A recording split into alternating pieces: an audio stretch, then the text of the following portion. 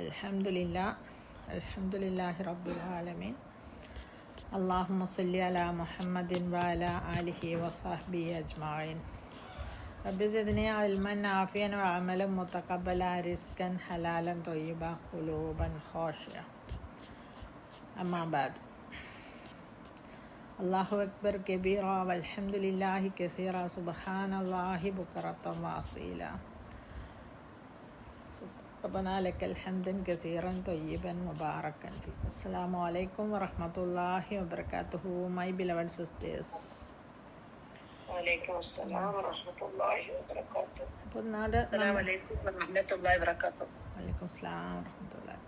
ഇന്നത്തെ നമ്മുടെ വിഷയം അറഫാ ദിനത്തിൻ്റെ ശ്രേഷ്ഠതകളാണ് അല്ലേ. അപ്പം അറഫാ ദിനം എന്ന് പറയുന്നത് നമുക്കറിയാം, അതൊരു മഹത്തായ ദിവസമാണ്. അതെങ്ങനെ വന്നു, അതിൻ്റെ സംഗമം എന്ത്, അതിൻ്റെ പ്രാധാന്യം എന്ത് എന്നൊക്കെ നമുക്ക് മനസ്സിലാക്കാം. അള്ളാഹുവിൻ്റെ മഹത്തായ അനുഗ്രഹത്തിലും ഔദാര്യത്തിലും പെട്ടതാണ് തൻ്റെ അടിയാന്മാർക്ക്, സൽക്കർമ്മം ചെയ്യുന്നവർക്ക് കൂടുതൽ പ്രതിഫലം നൽകുന്നതിന് വേണ്ടി പ്രത്യേക കാലവും സമയവും നിർണയിച്ച് അതിൽ കുറേ ഓഫറുകൾ ഡിക്ലെയർ ചെയ്യുക എന്നുള്ളത് അല്ലേ. അത്തരത്തിലുള്ള ഒരു പുണ്യകാലത്തിൽപ്പെട്ട ഒരു മഹത്തായ പുണ്യകാലമാണ് ഈ ദുൽഹിജ്ജയിലെ 10 ദിവസങ്ങൾ അല്ലേ. ഞാൻ ആദ്യം തന്നെ സ്റ്റാർട്ട് ചെയ്യുന്ന ഒരു ക്വസ്റ്റ്യൻ വെച്ചിട്ട്, ദുആകളിൽ വെച്ച് ഏറ്റവും അഫ്ളൽ, ഏറ്റവും ഹൈറു ദുആ ഏതാണ് അറിയോ?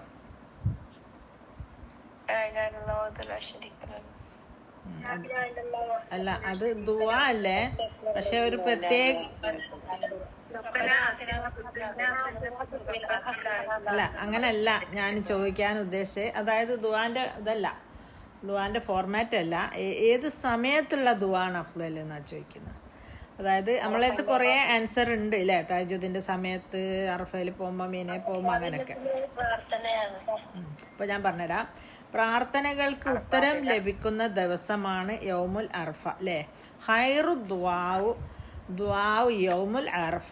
ഏറ്റവും ഹൈറായ, ഏറ്റവും നല്ല, ഏറ്റവും ബെനിഫിഷ്യൽ ആയിട്ടുള്ള, ഏത് പാപി ചെന്ന് പാപമോചനം തേടിയാലും കൊടുക്കുന്ന ഒരു അഫ്ളൽ ദുആൻ്റെ ഒരു എന്തൊരു സമയമാണ്, ഒരു അവസരമാണിത് നമുക്ക് കിട്ടുന്ന ഈ അറഫാ ദിനം അല്ലേ. അതായത് ഹൈറു ദുആഉ യൗമുൽ അറഫ. ഏറ്റവും നല്ല ദുആകളിൽ വെച്ച് ഏറ്റവും ദുആ ചെയ്യാൻ പറ്റിയൊരു ദിവസമാണ് അന്ന്. രാവിലെ സുബഹി നമസ്കാര ശേഷം മഗ്‌രിബ് വരെ, മഗ്‌രിബ് ബാങ്ക് കൊടുക്കുന്നവരെ സമയമുണ്ട്. 12 hours കിട്ടും ഹാജിമാർക്ക് അവിടെ ദുആ ചെയ്യാൻ അല്ലേ. നമുക്കറിയാവുന്ന പോലെ തന്നെ ഇസ്ലാമിലെ പഞ്ചസ്തംഭങ്ങളിൽ ഒന്നായ പരിശുദ്ധ ഹജ്ജ് കർമ്മത്തിലെ ഏറ്റവും സുപ്രധാനമായ ഒരു റുക്നാണ് അറഫയിലെ നിൽക്കൽ. ആ ദിവസത്തിലെ ശ്രേഷ്ഠതകളെ കുറിച്ചാണ് ഈ ലേഖനത്തിൽ ചർച്ച ചെയ്യുന്നത്. അതായത് ആ അറഫയിലെ നൃത്തം അല്ലേ, അറഫയിലെ നൃത്തം കിട്ടിയാൽ ഹജ്ജ് കിട്ടി എന്നാ പറയുന്നത്. അത്രക്ക് പരിപാവനമായ ഒരു കർമ്മമാണ് അതില്ലേ. ഹജ്ജിന് പോയവർക്കൊക്കെ അറിയാം അല്ലേ, ഈ ഹജ്ജ് എന്ന് പറയുന്നത് മുസ്തലിഫയിൽ രാപ്പാർക്കലും അറഫേ രാപ്പാർക്കലും ഇതൊക്കെ എല്ലാം ഒന്നിച്ചാണ്. ഒരു ഗ്രൂപ്പായിട്ടോ കുറച്ച് ആളുകൾ പോയിട്ടോ എന്നിട്ട് അവർ കർമ്മങ്ങൾ കഴിഞ്ഞ് മടങ്ങിയിട്ടോ ഒന്നുമല്ല അല്ലേ. നമ്മൾ ഉംറ ചെയ്യും പോലെ ഒന്നുമല്ല. എല്ലാവരും ഒരൊറ്റ ഫിക്സഡ് ടൈമിലാണ്. ആ അറഫ മൈതാനിയിൽ ജനങ്ങൾ കൂടിക്കണ്ടാൽ, അതുപോലെ മുസ്തലിഫേൻ്റെ ആ മലയിലൊക്കെ അങ്ങനെ ആളുകളൊക്കെ അങ്ങനെ അങ്ങനെ നോക്കി നിന്നു. വെള്ള പറവകൾ എല്ലാവരും കോടി ഡ്രസ്സായിരിക്കും, പിന്നെ അതിന് ഇഹ്റാം കെട്ടാൻ ഉപയോഗിച്ചിട്ടുണ്ടാവും. ആണുങ്ങളെല്ലാം ഒരേ സ്റ്റൈല് യൂണിഫോം പോലത്തെ ഡ്രസ്സും ഇട്ട് എല്ലാം ഒരേപോലെ.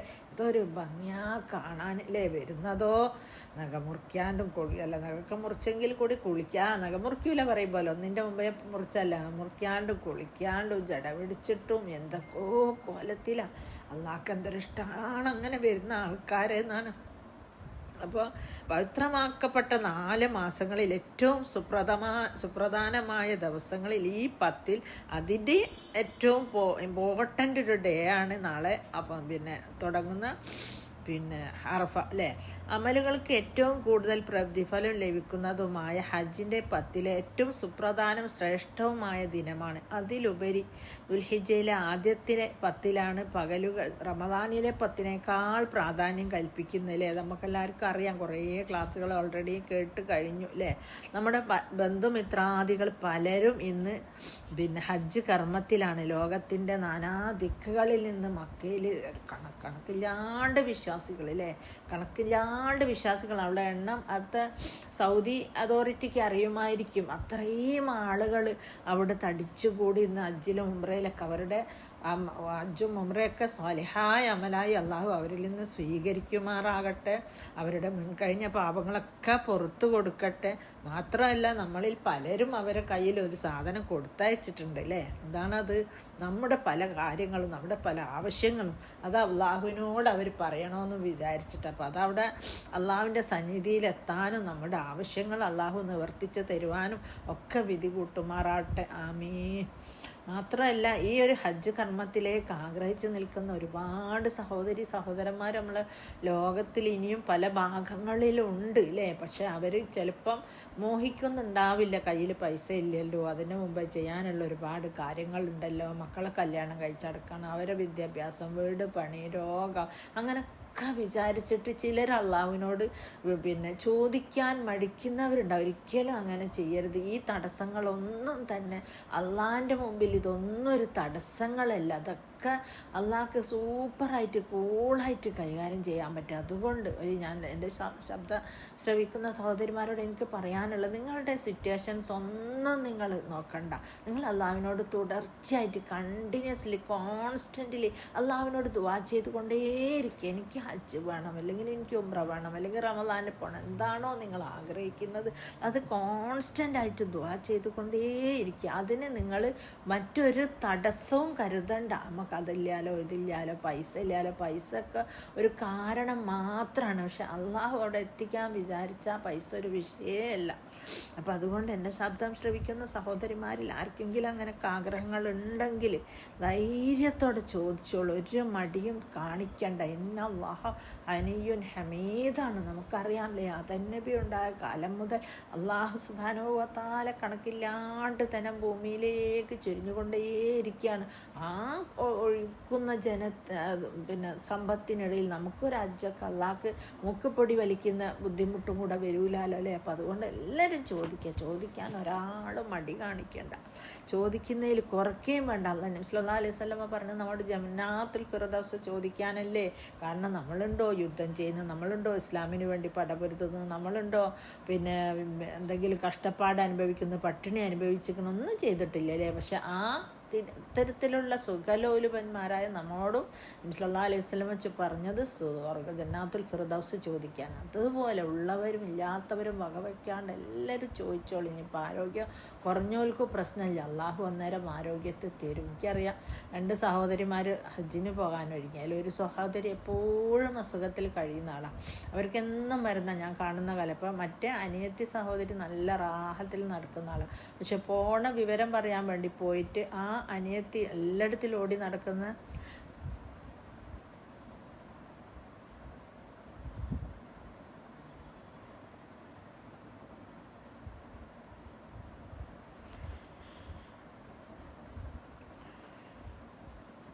എല്ലാത്തിലും ഓടി നടക്കുന്ന അനിയത്തി വടിയിലുമാണ് ഹജ്ജ് ചെയ്തത്. ആരോഗ്യമില്ലാത്ത ഏട്ടത്തി സുഖമായിട്ട് ചെയ്യുകയും ചെയ്തു. അപ്പോൾ അതാണ് അള്ളാഹുലെ, അള്ളാഹ് വിചാരിച്ച ഒന്നിനൊരു തടസ്സം ഉണ്ടാവില്ല അല്ലേ. ഇന്ന അല്ലാഹു അലാ കുല്ലി ഷൈഇൻ ഖദീർ. എപ്പോഴും നമ്മൾ പറഞ്ഞ ലാ ഹൗല വലാ ഖുവത ഇല്ലാ ബില്ലാ, അതിൻ്റെ അർത്ഥം തന്നെ പഠിച്ചോനെ നിന്നെ കൊണ്ടല്ലാണ്ട് ഒന്നും ഒരാൾക്കും സാധിക്കില്ല, നീ വിചാരിച്ചാലല്ലാണ്ട് ഒരു കാര്യവും നടത്തൂല.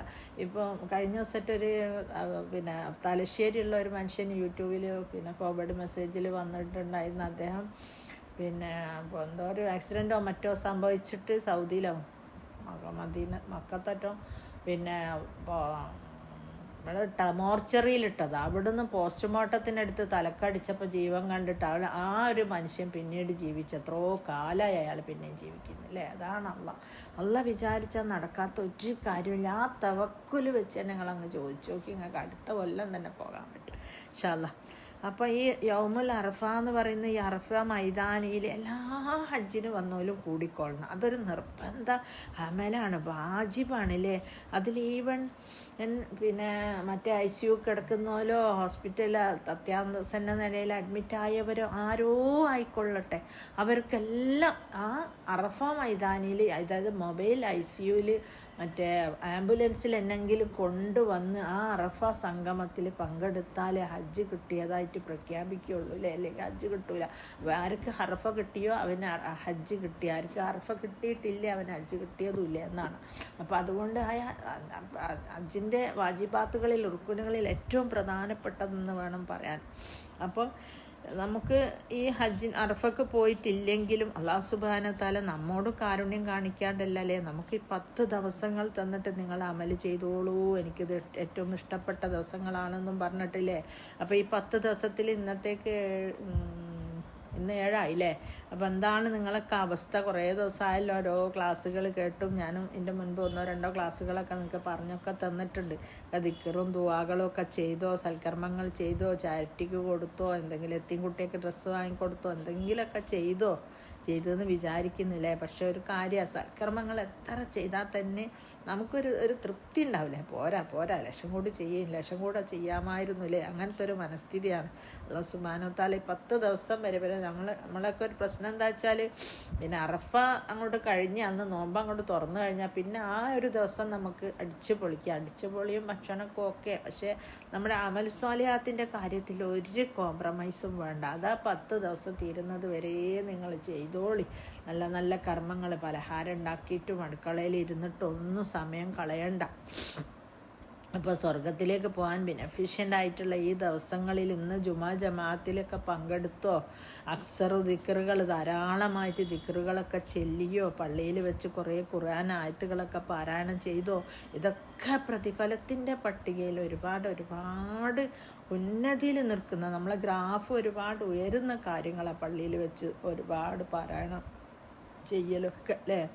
ദുൽഹജ്ജ് ഇന്ന് 7 ആകെ 2-3 ദിവസം മാത്രമേ ഉള്ളൂ. അതിൻ്റെ ഇടയ്ക്ക് നമുക്കൊക്കെ പറ്റാവുന്നത് ആർക്കെങ്കിലൊക്കെ എന്തെങ്കിലുമൊക്കെ കൊടുക്കാൻ വിചാരിച്ചെങ്കിൽ അതിന് 10 കഴിയണ്ട, അതിൻ്റെ മുമ്പേ തന്നെ കൊടുത്തു. എന്നെ ഒരാൾ ഇതുപോലെ ഹൗസ് വാമിങ് വിളിച്ചു. ഒരു ഹസ്ബൻഡ് ഇല്ലാത്ത സ്ത്രീയാണ്, എത്തിയും കുട്ടികളൊക്കെ ആണ്.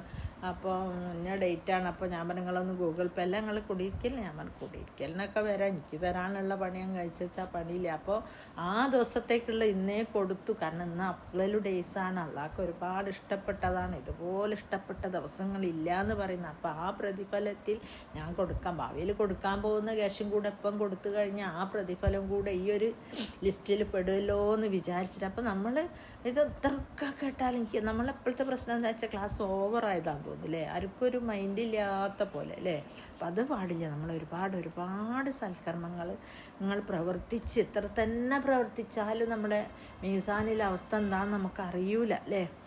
അപ്പോൾ ഈ പ്രാവശ്യമാണെങ്കിൽ ദുൽഹിജ്ജയിൽ ആകെ ഒരൊറ്റ ഫ്രൈഡേ ആണുള്ളത്. ആ ഫ്രൈഡേ നിങ്ങൾ ആരെങ്കിലും ജുമാക്ക് പോയോ? ചിലർക്കൊന്നും പോകാൻ പറ്റൂലായിരിക്കും അല്ലേ. അത് ജുമാക്ക് പോവുകയും പള്ളിയിൽ പോവുകയും അവിടുന്ന് ഒരുപാട് ഖുർആൻ ആയത്തുകൾ ഓതുകയൊക്കെ ചെയ്യുന്നത് ഒരുപാട് അള്ളാഹ്ക്ക് ഇഷ്ടപ്പെട്ട ഒരുപാട് അമൽ സ്വാലിഹാത്തുകൾ വർദ്ധിപ്പിക്കുന്ന ഒരു കാര്യമാണ്.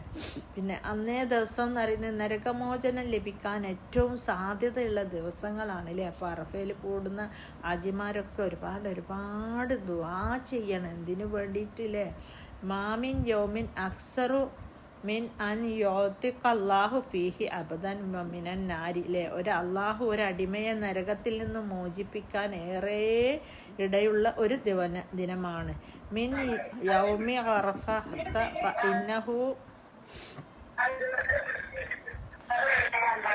ഹലോ, ആയിഷൻ്റെ ID കയറി ഒന്ന് ഓഫാക്കണേ, മ്യൂട്ടാക്കണേ. അപ്പം മിൻ യൗമി അറഫത്ത ഇന്നഹു ലയദുനു സുമ്മ യുബാഹി ബിഹിമുൽ മലായിക്കത്ത ഫയഖൂലു മാ അറാദ ഹാവുലായി അല്ലേ. അറഫാ ദിനം പോലെ മറ്റൊരു ദിവസവും ഇല്ല. നമുക്കറിയാം റമളാനിലില്ലേ നമ്മുടെ ദുആ സ്വീകരിക്കുകയും ഒരുപാട് ആളുകൾക്ക് നരകമോചനം കൊടുക്കുകയും ചെയ്യുമെന്ന്. അതിനേക്കാൾ ശ്രേഷ്ഠമായൊരു ദിവസമായതുകൊണ്ട് അന്നേ ദിവസം ഒരുപാട് ആളുകൾ ഇതിനു വേണ്ടിയിട്ട് ദുആ ചെയ്യുന്നെ വേണം അല്ലേ. അള്ളാഹു അവൻ്റെ മലക്കുകളോട് അവരെക്കുറിച്ച് പ്രശംസിച്ച് പറയും അല്ലേ. അവരെന്താണ് ഉദ്ദേശിക്കുന്നത്? അറഫയിൽ കൂടുന്ന ഹാജിമാരെ കണ്ട് പ്രശംസിച്ച് പറയും. അവരെന്താണോ ഉദ്ദേശിക്കുന്നത് അതവർക്ക് നൽകപ്പെടും എന്നാണ് ചെയ്യുന്ന അർത്ഥം. അപ്പോൾ അറഫയിൽ പോയിട്ട് നമ്മൾ എന്താണോ ദുആ ചെയ്യുന്നത് അത് നമുക്ക് ലഭിക്കും അല്ലേ. അപ്പം അത്രയ്ക്ക് വിശേഷപ്പെട്ട വർഷത്തിൽ ഒരു ദിവസം മാത്രമുള്ള ആ അറഫ സംഗമത്തിൽ നമ്മളൊക്കെ പ്രാർത്ഥനകളൊക്കെ എഴുതി കൊണ്ട് പോകാൻ ശ്രമിക്കണം. നമ്മുടെ ദുനിയാവിലെ ഒരുപാട് കാര്യങ്ങളും നാളെ ആഖിറത്തിലേക്കുള്ളതും ഒക്കെ അല്ലേ. അപ്പം നമുക്ക് ഒന്ന് പ്രാർത്ഥിക്കാൻ പറ്റും. അതുപോലെ നമ്മളോട് ആരൊക്കെയോ പ്രാർത്ഥനയ്ക്ക് ഏൽപ്പിക്കും അല്ലേ. ഇപ്പം അതൊക്കെ നമ്മളെ സംബന്ധിച്ചത് മനുഷ്യന്മാരാണ്, ഓരോ തിരക്കിൻ്റെ ഇടയിൽ മറന്നു പോകുമ്പോൾ ഒരു പ്രത്യേകം ശ്രദ്ധിക്കുക. ഹജ്ജിനും ഉംറയ്ക്കൊക്കെ പോകുമ്പോൾ പ്രാർത്ഥനകൾ എഴുതി തന്നെ കൊണ്ടുപോവുക, എന്നിട്ട് പ്രാർത്ഥിക്കുക അല്ലേ. അപ്പം ഇതുപോലെ നരകഭോജനവും പാപമോചനവും ഒക്കെ ലഭിക്കാൻ വേണ്ടി നമുക്കറിയാം നമ്മുടെ പൂർവ്വ പിതാക്കളും പൂർവ്വനായ മനുഷ്യന്മാരും ഇല്ലേ ഒരുപാട് തെറ്റുകൾ ചെയ്തും പിണങ്ങിയിട്ടും ഇതാക്കിയിട്ടും പിന്നെ ചിലർ കടമാഞ്ഞാൻ കൊടുക്കാണ്ടും പിന്നെ തൗഹീദിന് എതിരായിട്ട് പ്രവർത്തിച്ച് അങ്ങനെ പല രീതിയിൽ ഒരുപാട് തെറ്റുകൾ ചെയ്ത് മരിച്ചു പോയിട്ടുള്ളവരാണല്ലേ. അവർക്ക് വേണ്ടിയൊക്കെ നമുക്ക് ഇവിടെ നിന്ന് ദുആ ചെയ്താലും അറഫൻ്റെ ദുആ കിട്ടും അല്ലേ. പിന്നെ പെരുന്നാൾ രാവ് ദിവസങ്ങളിൽ നമ്മൾ പിന്നെ ഈദുൽ അക്ബർ ആഘോഷിക്കുന്നതിന് വേണ്ടി ഒരുപാട് പലഹാരങ്ങൾ ഉണ്ടാക്കിയും അതിൽ കിടന്ന് മറിയണ്ട. കാരണം ഈ 10 ദിവസങ്ങൾ പോരിഷെണ്ണി പറയുമ്പോൾ നോൻപ് 9 ദിവസമുള്ളൂ എങ്കിലും 10ാമത്തെ ദിവസവും അമലു സ്വാലിഹാത്തുകൾ വർദ്ധിപ്പിക്കാൻ ഏറ്റവും നല്ല ദിവസങ്ങളാണ് അല്ലേ. തക്ബീർ ദുആ തക്ബീർ 1 മുതലേ തുടങ്ങി ചെല്ലാം അല്ലേ. പെരുന്നാൾ രാവ് മുതലാണ് പിന്നെ നമ്മൾ നിസ്കാരത്തിന് ശേഷം ചെല്ലേണ്ട, അല്ലാതെ എല്ലാ സമയവും ചെല്ലുന്ന തക്ബീർ 1ാം ദിവസം മുതൽ തന്നെ ചൊല്ലിത്തുടങ്ങാം അല്ലേ. ലോക മുസ്ലിങ്ങൾ മുഴുവനും ഐക്യകണ്ഠേന അറഫ മൈതാനിൽ കൂടി അള്ളാഹു ഏകനാണെന്നും ഒരേ സ്വരത്തിൽ ഒരുമിച്ച് വിളംബരം ചെയ്യുന്നൊരു ദിവസമാണല്ലേ. അതൊരു മഹത്തായ ദിവസമാണ്.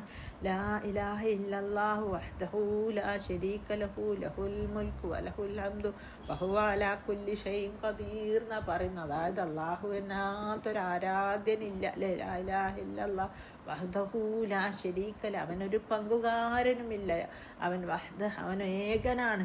വഹുവ അലാ കുല്ലി ഷൈഇൻ ഖദീർ. ഇതിങ്ങനെ ഭയങ്കര ഉച്ചത്തിൽ ആൾക്കാരൊക്കെ അങ്ങനെ ദുആ ചെയ്യുമ്പോൾ ദിക്ർ ചെയ്യുമ്പോഴൊക്കെ പിശാചിനെന്താന്ന് അതിനുള്ളൊരു ദേഷ്യം. പിശാച് ഏറ്റവും കൂടുതൽ വെറി പിടിക്കുന്ന ഒരു ദിവസമാണ് അല്ലേ.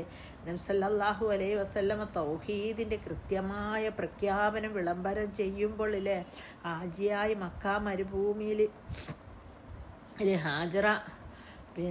ഹാജറയെ ഉപേക്ഷിച്ച് പോരുമ്പോൾ ഇത്രയും വലിയൊരു സംഭവമാണ് അവിടെ നടക്കാനിരിക്കുന്നതെന്ന് ആരും വിചാരിച്ചിട്ടില്ല അല്ലേ. ആ സംസം പൊട്ടി ഒഴുകിയതോടുകൂടി അവിടുത്തെ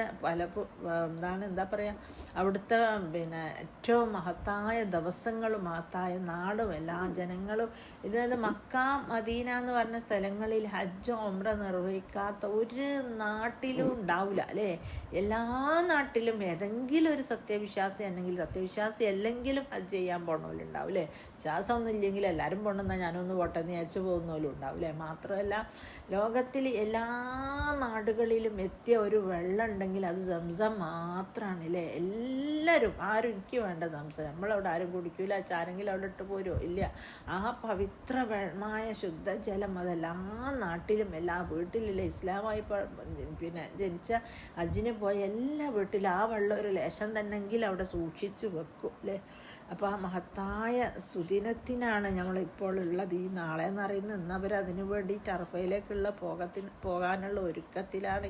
ഈ മക്കയെന്നൊക്കെ മദീനത്തുനിന്നൊക്കെ ഉള്ള ആളുകൾ അത്രയും അങ്ങോട്ട് ഒഴുകുമ്പോൾ നിങ്ങളൊന്ന് ആലോചിച്ച് നോക്കി. ലക്ഷക്കണക്കിന് ആളുകൾ ഒഴുകുമ്പോൾ വെള്ള നിറത്തിലുള്ള കുപ്പായിട്ട ആണുങ്ങൾ തലയിലൊന്നും ഇടാണ്ട് പെണ്ണുങ്ങൾ പിന്നെ മക്കനെയും വെറുതെയൊക്കെ ഇട്ടിട്ട് ഇങ്ങനെ ഒഴുകുമ്പോൾ എന്താന്ന് പറയുക, ഭയങ്കര ഒരു ഇത് തന്നെയാണ്.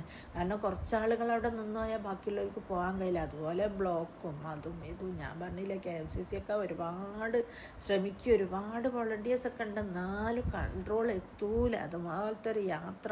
പിന്നെ ഞാനിപ്പോൾ അറഫ മൈതാനിയിലൊക്കെ ഇപ്പം പണ്ടത്തെ പോലെ ഒന്നല്ല, ഭയങ്കര പിന്നെ ഫുഡും കാര്യങ്ങളും ബിരിയാണിയും മറ്റൊക്കെ ഉണ്ട്. പണ്ടൊന്നും അത്ര ഒന്നും ഉണ്ടാവില്ല. അറഫയിലൊക്കെ നിന്ന് ക്ഷീണിച്ച് മതിയായി പോയാലാന്ന് പറഞ്ഞാൽ നമ്മളെ ഉപ്പയൊക്കെ പോയ കാലത്ത്. ഇപ്പോഴൊക്കെ ഭയങ്കരമായിട്ട് സൗകര്യങ്ങൾ ഫെസിലിറ്റി ഒരുപാട് വർദ്ധിച്ചല്ലോ അല്ലേ. മനുഷ്യ മഹാസാഗരം എന്ന് വേണം പറയാനല്ലേ. ഞാൻ പോയത് 2014 ആണ്. അപ്പോൾ അതുപോലെ ഒരു ടെൻറ്റ് കെട്ടിയിൽ അതിലാണ് ഇരുന്നിട്ട് അങ്ങനെ ദിക്ർ ദുആകൾ സുബൈക്ക് ശേഷമാണ് അവിടെ എത്തുക. ഇങ്ങനെ ദുആ ചെയ്ത് കുറേ കരഞ്ഞ് പ്രാർത്ഥിക്കണം. അങ്ങനെ പ്രാർത്ഥിച്ചിരിക്കുമ്പോൾ നമുക്ക് കുറേ ഇരിക്കുമ്പോൾ ഒന്ന് എണീറ്റ് പോകാൻ തോന്നില്ല. അങ്ങനെ ഞാനിങ്ങനെ എണീറ്റ് നടന്നപ്പോണ്ട് വേറെ ഏതോ ഒരു പ്രായമുള്ളൊരു ഭയങ്കര വലിയൊരു ആചാര ബഹുവായൊരു മൗലവി, തടി മുടിയൊക്കെ കണ്ട ഒരു ഏജ്ഡ് മാൻ. അപ്പോൾ അയാളെ വൈഫ് വീൽ ചെയറിലാണ് വന്നിട്ടുള്ളത്. അപ്പോൾ അവർക്ക് എന്തോ അസുഖമുണ്ട്, എന്താണെന്ന് ഞാൻ ഓർക്കുന്നില്ല. അപ്പോൾ അവർ ടോയ്ലറ്റിൽ കൊണ്ടുപോയി അങ്ങനെ എന്തോ പ്രശ്നമുണ്ട്. ഇയാളാണെങ്കിൽ ഈ പെണ്ണുങ്ങളെ തൊടുന്നില്ല. അന്നങ്ങനാണല്ലോ പണ്ടത്തെ മൊയിലാമാരൊന്നും ആളുടെ ഒന്നും ഭാര്യനെ തൊടുക കൈയടിക്കുകയൊന്നും ചെയ്യൂലല്ലോ. അപ്പോൾ ഇയാൾ ഭയങ്കര എന്തോ ദൂരെ പോയിക്കുന്നു, ഇവർക്കാണെങ്കിൽ ഭയങ്കര പ്രശ്നം. ഞാനാണെങ്കിൽ താങ്ങിക്കൊടുത്തിട്ട് എന്തേലും ചെയ്യാമെന്ന് വിചാരിക്കാൻ, ആ സ്ത്രീ ആണെങ്കിൽ നല്ല വെയിറ്റും ഉണ്ട്. അങ്ങനെ കുറച്ച് നേരം അവരെ കൂടെ. അപ്പം ഞാൻ അങ്ങനെ വിചാരിക്കുക, മക്കളും ഇല്ല ആരും ഇല്ല, ഇയാളാണിട്ട് ഇവരെ നോക്കുന്നുമില്ല. അവർ വീൽ ചെയറിലും കുറേ ആ പെണ്ണുങ്ങൾ കുറച്ച് ബുദ്ധിമുട്ടി അങ്ങനെയല്ലോ ഒക്കെ ടോയ്ലറ്റിലൊക്കെ പോയി ഡോക്ടറെ കാണിക്കാൻ വേണ്ടിയിട്ടൊക്കെ സഹായിച്ചു കൊടുക്കുകയൊക്കെ ചെയ്ത്. അപ്പോൾ ആ സ്ഥലത്ത് എന്ന് പറയുന്നത് എന്താ പറയേണ്ടത് നമുക്ക് പറയാൻ പറ്റില്ല. അത് പോയി തന്നെ കാണണം. ഈ വിദേശ രാജ്യങ്ങളിലും മറ്റു പല ഇന്ത്യയിൽ തന്നെ പല സ്ഥലങ്ങളിലൊക്കെ ടൂറ് പോകുന്നത് കൊണ്ട് ഞാൻ മനസ്സിലാക്കിയ ഒരു അവസ്ഥ വെച്ചാൽ, നമ്മൾ ടൂറ് പോയ സ്ഥലത്തൊക്കെ ടൂറ് പോകും, കാണും, ഇപ്പോൾ മറ്റന്നാൾ 10-ാം തീയതിയാണ് ടിക്കറ്റ് എടുത്തെങ്കിൽ 7-ാം തീയതി ആകുമ്പോഴത്തേയാണ് നമുക്ക് പോകാം എന്നുള്ളൊരു മൂടാണ്. കുട്ടികളെന്തായി നാട്ടിൽ പരീക്ഷ, ഉമ്മ ഉണ്ടെങ്കിൽ ഉമ്മനെ നോക്കാൻ ആളില്ല, അല്ലെങ്കിൽ ഷോപ്പിൽ ആളില്ല, അല്ലെങ്കിൽ ഷോപ്പ് അടച്ചിടുകയാണ്, അങ്ങനെയൊക്കെ വിചാരിച്ച് പോകാം. പക്ഷെ മക്കത്ത് ഒമ്പറൊക്കെ ആയിട്ടോ അച്ഛനോ ആയിട്ടോ പോയി കഴിഞ്ഞാൽ നമുക്ക് ഇങ്ങോട്ട് വരാനുള്ളൊരു ചിന്ത ഉണ്ടാവില്ല. അവിടെ നമ്മളെ പറിച്ചെടുത്ത് വരുമ്പോൾ പോലെ പിന്നെയും പോകാം. ഒരിക്കലും ഒരു 5 ഒമ്പറ ചെയ്ത് ഇനിയിപ്പോൾ ഞാനാ ബൈക്ക് പോകുന്നില്ല, ഒരിക്കലും വലിയ താല്പര്യം ആരും പറയില്ല. പിന്നെയും ഹജ്ജ് ചെയ്തോലൊക്കെ എന്നാ പിന്നെയും ചെയ്യാൻ പോകില്ലേ. പണ്ട് കുട്ടിക്കാലത്തൊക്കെ ഹജ്ജിന് പോയി എന്നാലും ഇങ്ങനെ ഹജ്ജിൻ്റെ വിശേഷങ്ങൾ ഇങ്ങനെ പറയുമ്പോൾ കേട്ടോര് പിന്നെയും തിരിച്ചൊക്കെ ചോദിക്കുമ്പോൾ ഞാനൊക്കെ വിചാരിക്കും, ഇതെന്താ അപ്പോൾ അവർ പറയുന്നത്, ഒരു ഹജ്ജ് ചെയ്തതിന് ഇപ്പം ഇങ്ങനെ പറയാനുണ്ടോ എന്ന്. പക്ഷെ അത് മാനസികമായിട്ട് നമ്മളെ ആത്മീയമായിട്ടുള്ള ഒരു വല്ലാത്തൊരു കോണ്ടാക്റ്റാണ് നമ്മളവിടെ എഴുതി ഒപ്പിട്ട് വരുന്നതില്ലേ. പിന്നെ അങ്ങോട്ട് പോകാനുള്ളൊരു ടെൻഡൻസി. എത്ര പോയവർക്കും പിന്നെയും പോകാൻ. ഇപ്പോഴാണെങ്കിൽ ഒരുപാട് സൗകര്യങ്ങളാണ്. മക്കളൊക്കെ ഗൾഫിലുള്ളതുകൊണ്ട് ഗൾഫിൽ പോയവരൊക്കെ ഉംറ ചെയ്തിട്ടാണ് വരുന്നത് അല്ലേ, അൽഹംദുലില്ലാഹ്. അപ്പം അതുകൊണ്ട് ആരും പോകരുത്. പോകാൻ പൂതിയുള്ളവർ, പൈസ ഇല്ലയെന്നോ കുട്ടികളെ കെട്ടിക്കാൻ അങ്ങനത്തെ ഒരു ബാധ്യതകൾ നിങ്ങൾ തലയിൽ കയറ്റണം. അതൊക്കെ അല്ലാവും എൻ്റെ സമയത്ത് തവക്കൽത്തു അലല്ലാഹ് ഹസ്ബുനല്ലാഹു വനിഅമൽ വക്കീൽ. നീയാണ് പഠിച്ചോനെ ഏറ്റവും വലിയ വക്കീലില്ലേ. എല്ലാം വക്കീൽ എന്ന് പറഞ്ഞാൽ എന്താ, നമ്മൾ കേസ് ഏൽപ്പിക്കുന്ന ആളല്ല എന്ന് പറഞ്ഞാൽ നമ്മളെല്ലാ കാര്യങ്ങളും ഏൽപ്പിച്ചു കൊടുക്കുന്നത്. അതുപോലെ അള്ളാഹ് അങ്ങ് ചെയ്യും. അള്ളാഹിനെ ഏൽപ്പിച്ചു കൊടുക്കുക. നമ്മുടെ ആഗ്രഹം അള്ളാഹിൻ്റെ മുമ്പിൽ സബ്മിറ്റ് ചെയ്യുക അല്ലേ. സബ്മിഷൻ നടത്താൻ നമുക്ക് വേണ്ടിയാണ്. നമ്മൾ വിചാരിക്കുന്നത് നമ്മൾ അധ്വാനിച്ച് നമ്മൾ പൈസ ഉണ്ടാക്കി നമ്മൾ പോകണം, അങ്ങനെയല്ല. നമ്മൾ ആഗ്രഹിച്ചാൽ മതി, ദുആ ചെയ്താൽ മതി, അള്ളാഹു എത്തിച്ചു തരും അല്ലേ. അങ്ങനെ മനുഷ്യ മഹാസാഗരത്തിൽ പിന്നെ ഓരോരുത്തർക്കും ഓരോ ടെൻറ്റൊക്കെയാണ് അന്ന് ഇപ്പോഴത്തെ അവസ്ഥ എന്താണെന്ന് എനിക്കല്ല. എന്നിട്ട് അവിടെ എന്തോ കാർപ്പറ്റൊക്കെ വിരിച്ചിട്ട് നമ്മളവിടെ ഇരിക്കും, അങ്ങനെ കൈകൾ ഉയർത്തി ദുആ ചെയ്ത് എൻ്റെ അടുക്ക് ഭക്ഷണമൊക്കെ അതും കിട്ടും. അത് അന്നൊരു വെള്ളിയാഴ്ച ആയിരുന്നു. അപ്പോൾ അവർ ജുമാ നടക്കുന്നുണ്ട്. ജുമാക്കെ പിന്നെ പള്ളിയിലായിരിക്കും നടക്കുക, പക്ഷെ നമ്മൾക്കൊന്നും ഇങ്ങോട്ടൊന്നും കിട്ടൂല. അങ്ങനെ നിസ്കാരവും ഒരു വല്ലാത്തൊരവസ്ഥയിലാണല്ലേ. അന്നേരം എന്താ പിശാചിന് ദേഷ്യമോ. അപ്പം മാത്രമല്ല മലക്കേട് അള്ള പറയുമല്ലോ, കണ്ടിയില്ലേ എൻ്റെ വിളി കേട്ടിട്ട്, ഇബ്രാഹിം നബിൻ്റെ വിളി കേട്ടിട്ടും എൻ്റെ വിളി കേട്ടിട്ടും വിദൂര ദിക്കുകളിൽ നിന്ന് ആളുകൾ ഇങ്ങനെ വന്നത്, പിന്നെ ഭക്ഷണം കഴിക്കാണ്ടും. അപ്പോൾ ഇങ്ങനെ വിദൂര ദിക്കിൽ നിന്ന് പോലും ആൾക്കാർ വന്നിട്ടുള്ളത്, അവർ ഭക്ഷണം കഴിക്കാണ്ടും വിവർണനായിട്ടുമില്ലേ. എന്തെല്ലാം AC റൂമിൽ കിടക്കുന്നോലും, രാവിലെ എണീറ്റാൽ പല്ല് തേക്കാണ്ട്, വേസ്റ്റ് എടുക്കാണ്ട്, പല്ല് തേക്കാണ്ട് പുറത്തിറങ്ങാത്തോലും, മുസ്തലിഫിൽ പോയാൽ പല്ലേക്കലുണ്ടോ, എന്തൊക്കെ ഒരു കഥ ആണല്ലേ. അങ്ങനെയൊക്കെ അല്ല, എന്തെല്ലോ ഒരവസ്ഥയിൽ അള്ളാഹനെ ധ്യാനിക്കാൻ വേണ്ടി. അപ്പം അള്ളാഹ് അങ്ങനെ പറയും പോലെ കണ്ടില്ലേ മനുഷ്യന്മാർ വന്നത്. മനുഷ്യന്മാരെ സൃഷ്ടിക്കുമ്പോൾ മലക്കുകൾ അള്ളാഹിനോടൊരു വാക്ക് പറഞ്ഞിട്ടുണ്ടല്ലോ, അതിൻ്റെ ഒരു മറുപടി ആയിക്കൊണ്ടാണ് അള്ളാഹു പറയാം. പിന്നെ ആ സ്ഥലത്തെ കുറിച്ചിട്ട് പറയുന്നത് എന്താ വെച്ചാൽ, അതായത് കുല്ലും മുസ്ലിമിൻ അലൽ മുസ്ലിം ഹറാമുൻ ദമാഹു വ മാലുഹു വ ഇർദോ. അതായത് ഓരോ മുസ്ലിമിനും അവൻ്റെ പിന്നെ മറ്റൊരു മുസ്ലിമിൻ്റെ രക്തവും സമ്പത്തും അഭിമാനവും ഹറാമാണ് അല്ലേ. അതായത് നമുക്കത് മോഷ്ടിച്ചെടുക്കാനോ പിന്നെ നഷ്ടപ്പെടുത്താനോ അഭിമാനത്തിന് മുറിവേൽപ്പിക്കാനോ ഒന്നും പാടില്ല. ഈ ദിവസത്തിലെ പവിത്ര പോലെ അല്ലേ, ബിയൗമിക്കും ഹാദ ബിഷഹരിക്കും ഹാദ എന്നും പറഞ്ഞിട്ട് ഈ ദിവസത്തിൻ്റെ പവിത്രത പറയുന്ന ഓരോ മനുഷ്യൻ്റെ ഇല്ലേ, നമ്മൾ ഏതെങ്കിലും ഒരു മനുഷ്യന്മാരെ അനാവശ്യമായിട്ട് കൊല്ലാൻ പറ്റുമോ? കൊല്ലാൻ പറ്റില്ല. അതുപോലെ തന്നെ അവൻ്റെ ധനം മോഷ്ടിക്കാൻ പറ്റുമോ? ധനം വാങ്ങിയിട്ട് കൊടുക്കാണ്ടിരിക്കാൻ പറ്റുമോ? കവർച്ച ചെയ്യാൻ പറ്റുമോ? ഒന്നും പറ്റൂല. അതുപോലെ തന്നെ അഭിമാനം, ഈ 3 കാര്യം എത്രത്തോളം വിലമതിക്കുന്നുണ്ടോ അതുപോലെ തന്നെയാണ് ഈ അറഫാ ദിനത്തിൻ്റെ സവിശേഷത അല്ലേ. അത്രമാത്രം ഈ പണ്ഡിതന്മാർ ഇതിന് പ്രത്യേകം പറയാനുള്ള കാരണം എന്ന് വെച്ചാൽ ആ മാസത്തിൽ ആ ദിവസത്തിലാണ് അല്ലേ നമസ്കാരം, സക്കാത്ത്, നോമ്പ്, ഹജ്ജ് അല്ലേ എല്ലാം ഒരുമിച്ച് വരുന്ന, ഷഹാദത്ത് എല്ലാം കൂടെ ഒരുമിച്ച് വരുന്ന ദിവസങ്ങളാണ് അല്ലേ. അള്ളാഹു സുബ്ഹാനഹു വ തആല ഖുർആനിൽ ഒന്നിലധികം സ്ഥലങ്ങളിൽ സത്യം ചെയ്ത് പറഞ്ഞ ദിവസങ്ങളിൽ ഒന്നാണ് ഈ അറഫാ ദിനം. ഷാഹിദി വ മഷ്ഹൂദ് എന്ന് പറയുന്നുണ്ട് അല്ലേ. വൽ യൗമിൽ മൗഊദ് വ ഷാഹിദി വ മഷ്ഹൂദ്, അതായത് വാഗ്ദാനം ചെയ്യപ്പെട്ട ദിവസം, അത് തന്നെയാണ് സത്യം. സാക്ഷ്യം വഹിക്കപ്പെടുന്നതും തന്നെയാണ് സത്യം അല്ലേ. അള്ളാഹു അപ്പം സാക്ഷ്യപ്പെടുത്തിയ ഒരു ദിവസവും കൂടി. അബൂ ഹുറൈറ നിവേദനം ചെയ്ത ഹദീസിൽ ഇപ്രകാരം കാണാം, വാഗ്ദാനം ചെയ്യപ്പെടുന്ന ദിവസം എന്ന് പറയുന്നത് ഏതാണ്? ഖിയാമത്ത് നാളിലെ. അത് അള്ളാഹു പറഞ്ഞതാണ്, അതെന്തായാലും സംഭവിക്കുക തന്നെ ചെയ്യും. പിന്നെ സാക്ഷ്യം വഹിക്കപ്പെടുന്ന ദിവസം എന്ന് പറയുന്നത് അറഫാ ദിനം. സാക്ഷ്യം എന്നത് ജുമാ ദിവസവുമാണെന്നും കൂടെ പറയുന്ന അൽബാനി സ്വഹീഹാക്കിയ ഹദീസാണ്. അപ്പം ഇത്രയും മഹത്വങ്ങൾ ഉൾക്കൊണ്ട ഒരു അറഫയിലാണ് അവരൊക്കെ നിൽക്കുന്നല്ലേ. വശഫി വൽവത്ത് എന്ന് പറയുന്നത് പിന്നെ ഇരട്ടയും ഒറ്റയുമായ ദിവസങ്ങൾ എന്ന് ഉദ്ദേശിക്കുന്നത് ബലിപെരുന്നാൾ ഇരട്ടയിലും അറഫാ ദിനം ഒറ്റയിലുമാണ് വരുന്നത് എന്ന് ഇമാം അഹമ്മദും നസായിയും എല്ലാം ഉദ്ധരിച്ചിട്ടുണ്ട്. പിന്നെ അള്ളാഹുവിൻ്റെ അനുഗ്രഹവും ദീനും ഉമ്മത്തിന്മേൽ പൂർത്തീകരിക്കപ്പെട്ട ദിവസമാണ് അല്ലേ.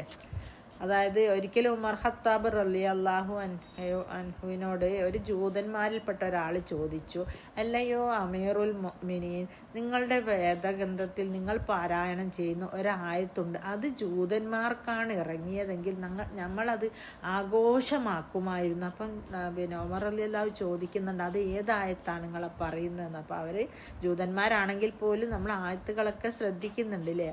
അപ്പോൾ അത് അൽ യൗമ അക്മൽതു ലക്കും ദീനക്കും അത്മംതു അലൈക്കും നിഅമതി വറളീതു ലക്കും വ ഇസ്ലാമ ദീന എന്നുള്ള ആയത്തിലെ ഇന്നേ ദിവസം നിങ്ങളുടെ ദീന് അനുഗ്രഹം നിങ്ങൾക്ക് പൂർത്തീകരിച്ച് തന്നിരിക്കുന്നു, ഇസ്ലാമിനെ നിങ്ങൾക്കുള്ള വ്യവസ്ഥയായി തൃപ്തിപ്പെടുകയും ചെയ്തിരിക്കുന്നു എന്നുള്ള ആയത്ത് നമുക്കാണ് ഇറങ്ങിയത്, നമ്മൾ ഈദാക്കിയിട്ട് ആഘോഷിക്കുമായിരുന്നു എന്ന് അവർ പറയുന്നില്ലേ.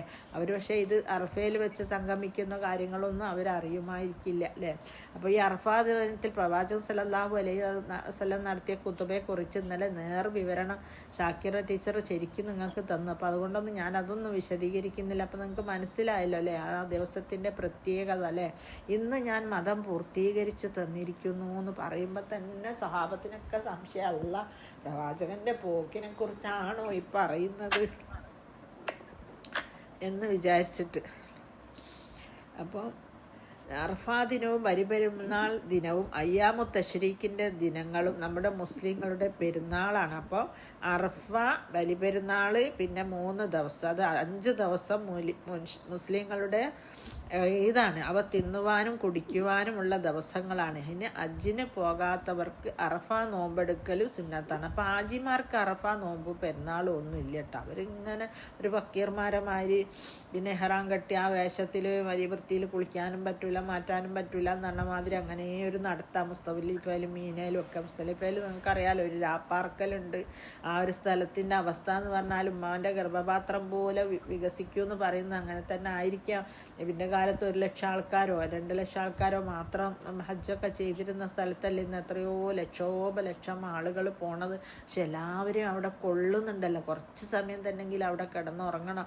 അതല്ല രസം. മുസ്തലിഫയിൽ ഇങ്ങനെ കിടക്കുമ്പോൾ അവിടെ നോക്കിയാലും സ്ഥലം കാണൂല. എല്ലായിടത്തിലും ആളുകൾ ഇങ്ങനെ പച്ച പുല്ല് വിരിച്ച പോലെ വെള്ളപ്പുല്ല് വിരിച്ച പോലെ ഉണ്ടാവും. എവിടാ ഒന്ന് കിടക്കാന്ന് നോക്കി അവിടെ കിടന്നുറങ്ങാഞ്ഞാൽ നമുക്ക് ഹജ്ജ് പൂർത്തിയാവുകയില്ലല്ലോ. അസ്മാബി ഒന്ന് ഓഫാക്കണേ, മ്യൂട്ട് ചെയ്യണേ. അങ്ങനെ വിരിച്ച പോലെ നിൽക്കും. പക്ഷെ എന്നിരുന്നാലും ഏതോ അറബിൻ്റെ കാലിലോട്ടിൽ ഏതോ ഒരു അറബിച്ച് കിടക്കുന്നതിൻ്റെ ഉള്ളിലൊക്കെ ഒന്ന് കിടന്ന് എഴുന്നേറ്റേ പറ്റൂ, എന്നാലേ നമ്മുടെ ഹജ്ജ് പൂർത്തിയാവുള്ളൂ അല്ലേ. അതൊരു വല്ലാത്തൊരു കാഴ്ച, പോയി കാണുന്നെ വേണം അല്ലേ. പിന്നെ അറഫാ ദിവസത്തിലെ നോമ്പ് മനസ്സിലായില്ല, അവർക്ക് നോക്കണ്ട, ഹാജിമാർക്ക് വേണ്ട, അത് നാട്ടിലുള്ളവർക്കാണ്. ആ നോമ്പിൻ്റെ പ്രത്യേകതകൾ എന്ന് പറഞ്ഞാൽ ഭയങ്കര പ്രത്യേകതയുള്ളൊരു നോമ്പാണ് അല്ലേ. സുന്നത്ത് നോമ്പുകളിൽ പിന്നെ മുഹറത്തിലെ 9ഉം 10ഉം ഈ അറഫയിലെ നോമ്പിനൊക്കെ സവിശേഷതകളുണ്ട്. അറഫാ ദിനത്തിലെ നോമ്പിനെ കുറിച്ച് പറഞ്ഞിട്ടുള്ള കഴിഞ്ഞു പോയ വർഷത്തെയും വരാനിരിക്കുന്ന വർഷത്തെയും പാപങ്ങൾ പൊറുക്കുമെന്ന്, അത് ചെറു പാപങ്ങൾ അല്ലേ. അങ്ങനെ മലക്കുകൾ നരകത്തിൽ നിന്ന് മോചിപ്പിക്കാൻ അറഫാ ദിനത്തിൽ മലക്കുകൾ അവിടെ കുറിച്ച് പ്രശംസിച്ച് പറയുമെന്ന് പറഞ്ഞു കേട്ടിട്ടുണ്ട് അല്ലേ. ആ മലക്കുകളോട് അള്ളാഹു പറയും. അപ്പം അള്ളാഹു ഉദ്ദേശിക്കുന്നത് എന്താ വെച്ചാൽ ഈ അറഫാ ദിനത്തിൽ ഒരുമിച്ച് കൂടുന്നവരെ അള്ളാഹു സുബ്ഹാനഹു വ തആല പ്രശംസിച്ച് പറയും. മലക്കുകളോട് പറയുക മാത്രമല്ല, അവരെക്കുറിച്ച് പ്രശംസിച്ച് പറയുകയും ചെയ്യും. എന്നിട്ട് ചോദിക്കും, ഈ ത്യാഗവും പരിശ്രമവും അള്ളാഹുവിൻ്റെ തൃപ്തിയും പ്രീതിയും ആഗ്രഹിച്ചു കൊണ്ട് എന്ന അർത്ഥത്തിലാണ് പണ്ഡിതന്മാർ, അതായത് അള്ളാഹുവിൻ്റെ തൃപ്തിയും പൊരുത്തവും കിട്ടാൻ വേണ്ടി മാത്രമാണ് ഇവരൊക്കെ ഇവിടെ ഒരുമിച്ച് കൂടി ഏതെല്ലാം ദിക്കിൽ നിന്ന് ഏതെല്ലാം രീതിയിൽ വരുന്നുണ്ടല്ലേ. ഇപ്പം പിന്നെ ഫ്ലൈറ്റും ഒക്കെ ആയിപ്പോയി. പണ്ടൊക്കെ എന്ന് പറയുന്നത് നടന്നിട്ട് കാൽനടയായിട്ട് പോലും മക്കത്ത് വന്ന കാലഘട്ടമുണ്ട്. ഇതിൽ ഇബ്നു മുബാറക് റഹിമഹുല്ല പറയുന്നത് കേൾക്കുക. അറഫയുടെ സായാഹ്നത്തിൽ ഞാൻ സുഫിയാനു സൗരിയുടെ അടുക്കൽ ചെന്നു. റഹിമഹുല്ല പറയുന്നു, അദ്ദേഹം മുട്ടുകുത്തിയിരിക്കുകയാണ്, കണ്ണുകൾ നിറഞ്ഞൊഴുകുന്നുണ്ട്. അപ്പം അങ്ങനെ കരയാനും പറ്റണം കേട്ടോ. കരഞ്ഞ് ദുആ ചെയ്തിട്ട് വേണം പാവങ്ങൾ. അപ്പോൾ അയാളെ നോക്കിയിട്ട് ചോദിച്ചു, എന്താ കാര്യം, ഇവിടെ ഒരുമിച്ച് കൂടിയവർ മോശാവസ്ഥയിൽ ആരായിരിക്കും? അതായത് ഒരുപാട് ആൾക്കാരുണ്ടല്ലോ, അതിപ്പോൾ പറ്റിച്ചിട്ട് ഹജ്ജിന് വന്നതും ഈ പൈസൻ്റെ കൊണ്ട് ഹജ്ജിന് വന്നതും എന്തെല്ലോ രീതിയിൽ എല്ലാ രീതിയിലും വന്നവരും അധ്വാനിച്ച് വന്നവരും ഹലാലായ പൈസ കൊണ്ട് വന്നവരൊക്കെ ഉണ്ടാവും. അപ്പം ആ മനുഷ്യൻ പറയാം, ഇവിടെ ഒരുമിച്ച് കൂടിയാൽ ഏറ്റവും മോശാവസ്ഥയിലുള്ളവർ ആരായിരിക്കും? അല്ലാഹു ജലാലുവിന് പാപങ്ങൾ പുറത്തു കൊടുക്കുകയില്ല എന്ന് വിചാരിക്കുന്നവനായിരിക്കും അല്ലേ. ഹുസ്നുൽ ബില്ലാഹി, അള്ളാഹുവിനെ കൊണ്ട് നല്ലൊരു വിചാരം അല്ലാണ്ട് വന്നവരായിരിക്കും. അവിടെ പോയിക്കാൻ ഹജ്ജ് ചെയ്തിക്കണം, കിട്ടേക്കും പൊറുക്കേക്കും അല്ലേ, അങ്ങനെ ഉണ്ടാവില്ലേ. അങ്ങനത്തെ ആൾ മാത്രമാണ് ഏറ്റവും മോശക്കാരനായിട്ടുള്ളത് എന്നല്ലേ. അപ്പോൾ നമ്മളെന്താ വിചാരിക്കേണ്ടത്? ദുആ ചെയ്യുമ്പോൾ ദുആ അള്ളാഹു സ്വീകരിക്കും, പാപമോചനം തേടുമ്പോൾ പാപമോചനം നൽകും. അതുപോലെ ഒരുപാട് ആളുകൾക്ക് വേണ്ടിയിട്ട് നരകമോചനം ചോദിക്കുമ്പോൾ അത് നമ്മളെ പൂർവ്വപിതാക്കൾക്കൊക്കെ പിന്നെ നരകമോചനം ലഭിക്കുന്നുണ്ടാകും എന്ന് നമ്മൾ അള്ളാഹുവിൽ വിശ്വസിക്കണം അല്ലേ. അതായത് ഈ പ്രാർത്ഥന അള്ളാഹിന് ഹൈറു ദുആ യൗമുൽ അറഫ, അന്നേ ദിവസത്തെ പ്രാർത്ഥന ഒരു 1.5 പ്രാർത്ഥനയാണ്. അതുകൊണ്ട് ആ ദിവസങ്ങളിൽ ഒരുപാട് സമയം അടുക്കളയിൽ കഴിച്ചു കൂട്ടാണ്ട് ദിക്റിലും ദുആകളിലൊക്കെ ആയിട്ട് ഇരിക്കണം അല്ലേ. ആദം സന്തതികളോട് അവനോടല്ലാതെ ആരാധിക്കരുത് എന്ന് കരാറിൽ ഏർപ്പെട്ട ദിവസമാണല്ലേ അറഫാ ദിനത്തിൻ്റെ സവിശേഷത എന്ന് പറയുന്നത്. ആദാമിൻ്റെ മുതുകിൽ നിന്നും നഅ്മാനിൽ വെച്ച് അറഫയിൽ വെച്ച് അള്ളാഹു ഒരു കരാർ ഏറ്റെടുത്തു. അതായത് അദ്ദേഹത്തിൻ്റെ മുതുകിൽ നിന്ന് മുഴുവൻ സന്തതികളെയും ഈ ആ കാലഘട്ടത്തിൽ ആദം നബി അലൈഹി സ്വലാമിനെ ഉണ്ടാക്കിയപ്പോൾ അന്നുണ്ടായിരുന്നത് മുതൽ ഇനി ഖിയാമത്ത് നാൾ വരെ ജനിക്കാനുള്ള മുഴുവൻ സന്തതികളെയും ഒരുമിച്ച് കൂട്ടി തൻ്റെ മുന്നിൽ നിർത്തിയ ശേഷം അവരെ അഭിസംബോധന ചെയ്ത് അവൻ സംസാരിച്ചുല്ലേ. ആ കരാറിനെ സംബന്ധിച്ച് സൂറത്തുൽ മാഇദയിലും കാണാം. വൈദ അഖദ റബ്ബുക മിൻ ബനി ആദമ മിൻ ളുഹൂരിഹിം ദുർരിയ്യതഹും വഅശ്ഹദുഹും അലാ അൻഫുസിഹിം അൻ തഖൂലു യൗമൽ ഖിയാമത്തി ഇന്നാ കുന്നാ അൻ ഹാദാ ഗാഫിലീൻ. അതായത് നിന്റെ രക്ഷിതാവ് ആദം സന്തതികളിൽ നിന്ന് മുതുകിൽ നിന്ന് ആ സന്തതികളെ പുറത്തെടുത്തും കൊണ്ട് ഒരു ചോദിച്ച ചോദ്യമുണ്ട്. അലസ്തു ബി റബ്ബിക്കും, ഞാനല്ലയോ നിങ്ങളുടെ രക്ഷിതാവ്? നീ കണ്ടു കാണപ്പെട്ട നമ്മളൊക്കെ അവിടെ അന്ന് ഹാജരായിട്ട് ചോദിച്ചിട്ടുണ്ട് അല്ലേ. അപ്പോൾ കാലു അവർ പലവർ പറയും, വലാ ഷഹിദ്ന, ഞങ്ങൾ സാക്ഷ്യം വഹിക്കുന്നു, റബ്ബേ നീ തന്നെയാണ് റബ്ബ് എന്നല്ലേ. എന്നിട്ടോ അവർ കുറച്ചു കാലം കഴിഞ്ഞോലോ ഔ തഖൂലു ഇന്നമ അശ്റക ആബാഉന മിൻ ഖബ്ലു വകുന്ന ദുർരിയ്യതൻ മിൻ ബഅദിഹിം അഫതുഹ്ലികുന ബിമാ ഫഅല പാലൽ മുബത്തിലൂൻ, അതായത് ഉയർത്തെഴുന്നേൽപ്പിൻ്റെ നാളിൽ നിങ്ങൾ പറഞ്ഞേക്കും, എന്തിനാണ് അങ്ങനെ ചെയ്തത്, ഞങ്ങളുടെ പൂർവ്വപിതാക്കൾ പങ്കു ചേർത്തിട്ടില്ലേ നമ്മളും അങ്ങനെ ആയത് എന്ന് പറയും. അതുകൊണ്ടാണ് അള്ളാഹു സുബ്ഹാനഹു വ തആല അന്ന് എല്ലാവരെ കൊണ്ടും ലാ ഇലാഹ ഇല്ലല്ലാ, അള്ളാഹു അല്ലാതെ മറ്റൊരു ആരാധ്യനും ഇല്ലെന്ന് അന്ന് പറയിപ്പിച്ചിട്ടാണ് വിട്ടതില്ലേ. പക്ഷെ അപ്പോൾ ഇവിടെ ശിർക്ക് ചെയ്യുന്നവർക്കൊക്കെ അങ്ങനെ വല്ല ഓർമ്മയുണ്ടോ? അള്ളാഹു ആലം അല്ലേ. അപ്പോൾ അറഫാ ദിനത്തിൻ്റെ പവിത്രതയും ശ്രേഷ്ഠയും ദഷ്ടതയും മനസ്സിലാക്കി നിരവധി സൽക്കർമ്മങ്ങൾ ചെയ്യാനുള്ള ആ സുദിനത്തെക്കുറിച്ച് കുറച്ച് കാര്യങ്ങൾ നമുക്ക് കൺക്ലൂഡ് ചെയ്യാം. അതായത് സമ്മറൈസ് ചെയ്തിട്ട് പറയാം എന്തൊക്കെ കാര്യങ്ങളാണ്. ഒന്ന്, അള്ളാഹുവിനുള്ള മാർഗത്തിലുള്ള ജിഹാദിനേക്കാൾ ശ്രേഷ്ഠത ഈ ദുൽഹിജ്ജയുടെ 10 ദിവസങ്ങൾ കൊണ്ടെന്ന് ഹദീസിൽ നിന്ന് വ്യക്തമാക്കി. പിന്നെ അനുഷ്ഠിക്കുന്നതിനേക്കാളും ദുൽഹജ്ജിലെ ആദ്യത്തെ 10 മറ്റുള്ള ദിവസങ്ങൾ അനുഷ്ഠിക്കുന്ന സൽക്കർമ്മങ്ങളെക്കാളും ഈ ദിവസങ്ങൾക്കാണ് അതിയേറെ പ്രാധാന്യമുള്ളത്. അതായത് മറ്റുള്ള ദിവസങ്ങളെക്കാൾ, അതായത് ഗ്രേറ്റർ ദാൻ എന്ന് പറയുന്ന അള്ളാഹുവിനുള്ള ഇഷ്ടം ഈ ദിവസങ്ങളിലെ സൽക്കർമ്മങ്ങൾ. അപ്പം നമുക്ക് മനസ്സിലാക്കാം ഈ 365 ദിവസങ്ങളിലും പിന്നെ ലൈലത്തുൽ ഖദറിൻ്റെ രാത്രിയിലെ 10 ദിവസങ്ങൾ കഴിച്ചാൽ ബാക്കി 355 ദിവസങ്ങളും ഈ ദിവസങ്ങൾ എല്ലാക്കാളും ഉത്തമം ഈ 10 ദിവസങ്ങളാണ് അല്ലേ. പിന്നെ പറയുന്നു ഏറ്റവും നല്ല പ്രാർത്ഥന അറഫാ ദിനത്തിലെ ഇതുവരെ കേട്ടതൊക്കെ ഒന്നും കൂടെ കൺക്ലൂഡ് ചെയ്ത് പറയാണ്. ഏറ്റവും നല്ല പ്രാർത്ഥന, രണ്ടാമത്തെ കാര്യം അറഫാ ദിനത്തിലെ പ്രാർത്ഥന, ഏറ്റവും ശ്രേഷ്ഠകരമായ പ്രാർത്ഥന ഹൈറു ദുആ യൗമിൽ അറഫ. പിന്നെ ഈ ദിവസങ്ങൾ അനുഷ്ഠിക്കുന്ന സൽക്കർമ്മങ്ങളിൽ അള്ളാഹുവിൻ്റെ അടുത്ത് സംശുദ്ധവും പ്രതിഫലാർഹവുമായ മറ്റൊരു കർമ്മവുമില്ല. അപ്പം പിന്നെ ആദ്യം പറയുന്നത് ഇഷ്ടമാണെന്ന്, പിന്നെ പറയുന്നത് ഇതിനേക്കാൾ ഇഷ്ടപ്പെട്ട വേറെ ദിവസങ്ങളില്ല എന്ന് പറയുന്നു. പിന്നെ പിന്നെ പ്രാർത്ഥന ഏറ്റവും അഫ്ളലാണ് അവിടെ വെച്ച് പ്രാർത്ഥിക്കുന്നത്. അപ്പോൾ ഹാജിമാരോടൊക്കെ വെച്ചാൽ ചിലരൊന്നും അങ്ങനെ പറയൂല അല്ലേ, നമ്മളെ കാര്യങ്ങളൊക്കെ നിങ്ങൾ ദുആ ചെയ്യണം, നമുക്കൊന്ന് പൊരുത്തപ്പെട്ട് തരണം, അതൊക്കെ എന്തോ ഒരു ഇതാണ്, എന്താ പറയുക, അങ്ങനെ പറഞ്ഞാൽ നമ്മൾ കൊച്ചായി പോകുമെന്നുള്ളൊരു തോന്നലാണ്. അങ്ങനെ ഒന്നുമില്ല അല്ലേ. ഹാജിമാരോട് നമ്മളെ കാര്യങ്ങളൊക്കെ അവർ ഏൽപ്പിക്കാം അല്ലേ. നമ്മളെ കുട്ടികളെ കാര്യങ്ങളും നമ്മളെ കാര്യങ്ങളൊക്കെ നിങ്ങളൊന്ന് അവിടെ പോയിട്ട് പറയണേ, മക്കൾക്ക് ഹിദായത്ത് ലഭിക്കാനും നല്ല പിന്നെ സ്വാലിഹായ മക്കളായിട്ട് തീരാനും അല്ലേ. ചില സ്ത്രീകൾക്കൊക്കെ തന്നെ കംപ്ലൈൻ്റാണ്, അവരെ ഹസ്ബൻഡുമാർ മര്യാദയ്ക്ക് നിസ്കരിക്കുന്നില്ല, വറസുന്നത്ത് എടുക്കൂല, നേരത്തിന് പള്ളിയിൽ പോവില്ല, തക്കുവല്ല, രാത്രി പാത്ര വരെ ഫോൺ കണ്ടിരിക്കും, അങ്ങനെ ഒരുപാട് കംപ്ലൈൻറ്റ് ഇങ്ങനെ വരുന്നുണ്ട് അല്ലേ. അപ്പം അത്തരത്തിലുള്ളവരുടെ ഹിദായത്തിന് വേണ്ടിയിട്ടും തക്കുവക്ക് വേണ്ടിയിട്ടൊക്കെ നമുക്ക് പോന്നവരോട് ദുആ ചെയ്യാം, ഏൽപ്പിക്കാം അല്ലേ. അങ്ങനെ പിന്നത്തെ 5ാമത്തെ സവിശേഷത, ഈ ദിവസത്തിൽ അനുഷ്ഠിക്കുന്ന സൽക്കർമ്മങ്ങളാൽ സംശുദ്ധം, അതായത് ശുദ്ധി, ആദ്യം പറഞ്ഞത് ഇഷ്ടമാണ് കേട്ടോ, പിന്നെ പറഞ്ഞ അതിനേക്കാൾ ഇഷ്ടപ്പെട്ട വേറില്ല, പിന്നെ പറയുന്ന സംശുദ്ധവും പ്രതിഫലാർഹം. അപ്പോൾ ഒരുപാട് പ്രതിഫലം ഉണ്ട് അല്ലേ. അപ്പോൾ ഈ ദിവസങ്ങളിലൊക്കെ അധികം കോള് വരുമ്പോഴൊക്കെ ഞാൻ കട്ടാക്കി ചെയ്യാം. കോള് ഇതും കുറേ സംസാരിച്ചിരിക്കുന്നേരം കൊണ്ട് നമുക്കൊരു സുബ്ഹാനല്ലാഹ് അല്ലെങ്കിൽ ചെല്ലിയാൽ അതിന് കൂലി അധികം കിട്ടില്ല.